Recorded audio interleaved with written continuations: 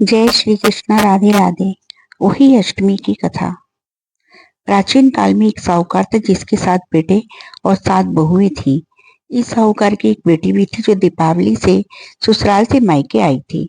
दीपावली पर घर को लिपने के लिए 7 बहुएं मिट्टी लाने जंगल में गई तो नंद भी उनके साथ चली गई। दीपावली से पहले कार्तिक वती अष्टमी को 7 बहुएं अपनी इकलौती नंद के साथ जंगल में मिट्टी लेने गई। जहां से वे मिट्टी खोद रही थी वहीं पर एक साहू सेही की मां थी।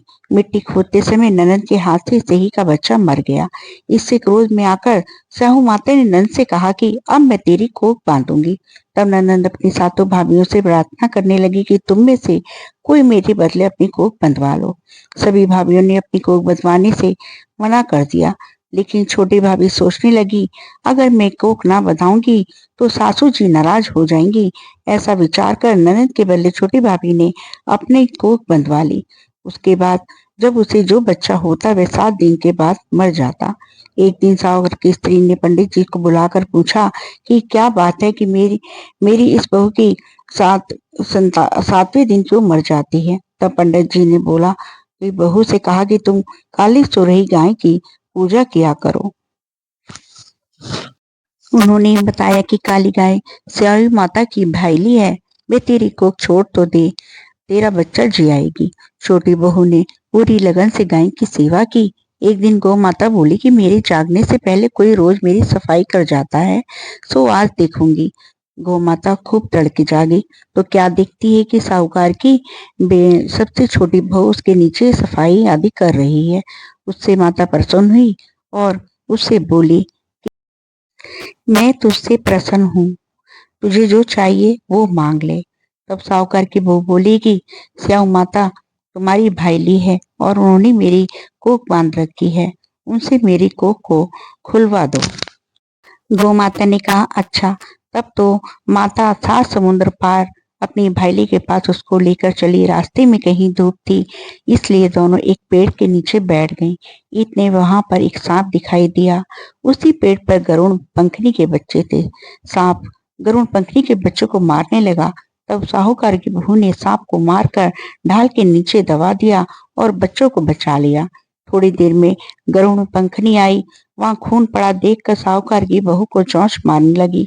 तब साहूकार बोली कि मैंने तेरे बच्चे को मारा नहीं है, बल्कि सांप से तेरे बच्चे को बचाया है। मैंने तो तेरे बच्चों की रक्षा की है।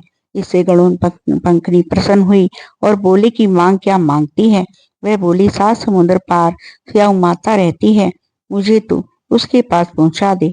तब गरुड़ पंखनी ने दोनों को अपनी पीठ पर बैठाकर स्याऊ माता के पास पहुंचा दिया। स्याऊ माता उन्हें देखकर बोली कि आ बहन, बहुत दिनों के बाद आई। फिर कहने लगी कि बहन, मेरे सिर में जूं पड़ गई हैं। तब सुरही ने के कहने पर साहूकार की बहू ने सिलाई से उसकी जूएं निकाल दी। इस पर स्याऊ माता प्रसन्न होकर बोली कि तेरे 7 बेटे और 7 बहुएं हो। साहूकार ने बोली कि मेरा तो एक भी बेटा नहीं है, 7 कहाँ से होंगे। स्याऊ माता बोली, वचन दिया है, वचन से फिरूं तो धोबी के कुंड पर कंकड़ी हूँ। तब साहूकार की बहू बोली, माता बोली कि मेरी कोख तो तुम्हारे पास बंद पड़ी है, जा तेरे घर में तुझे 7 बेटे और 7 बहुएं मिलेंगी। तू जाकर उजमन करना, 7 वही बनाना, 7 कढ़ाई करना। वह घर लौट कर आई तो देखा 7 बेटे और 7 बहुएं बैठी हैं। तब वह खुश हो गई। उसने 7 वही बनाई, 7 उजमन की, 7 कढ़ाई की। दीपावली के दिन जेठानियां आपस में कहने लगी कि जल्दी जल्दी पूजा कर लो, कहीं छोटी बहू बच्चों को याद करके रोने ना लगे। काफी देर तक रोने की आवाज नहीं आई तो जेठानी ने बच्चों को भेजा। बच्चों ने देखा और वापस आकर कहा कि चाची तो कुछ मान रही हैं, खूब उजमन हो रहा है। सुनते ही जेठानियां दौड़ी दौड़ी उसके घर गई और उससे पूछा कि तुमने कोख कैसे छुड़ाई। तब वह बोली, तो तुमने तो कोख बंधाई नहीं, मैंने बंधा ली। अब स्याऊ माता की कृपा करके मेरी कोख को खोल दी है।